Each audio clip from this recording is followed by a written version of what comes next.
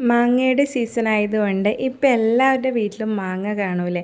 അപ്പോൾ നമുക്കിന്ന് മാങ്ങ വെച്ചൊരു ഐറ്റം ഉണ്ടാക്കിയാലോ.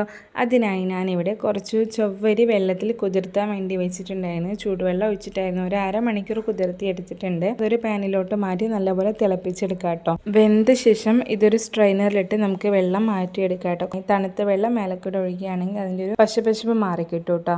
ഒരു മിക്സിയുടെ ജാറെടുത്ത് അതിലോട്ട് മാങ്ങ ഇട്ട ശേഷം പാൽപ്പൊടിയും മധുരത്തിന് ആവശ്യമായ പഞ്ചസാരയും മിൽക്ക് മെയ്ഡും കൂടെ ചേർത്ത് നല്ലപോലെ മിക്സിയിൽ അടിച്ചെടുക്കാം കേട്ടോ.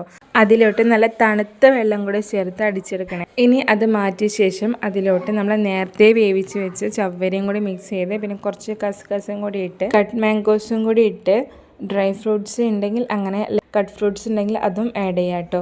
സെർവ് ചെയ്യുന്ന ടൈമിൽ കുറച്ച് ഐസ്ക്രീമും കൂടി ചേർക്കുകയാണെങ്കിൽ നല്ല അടിപൊളി ടേസ്റ്റാണ് കേട്ടോ.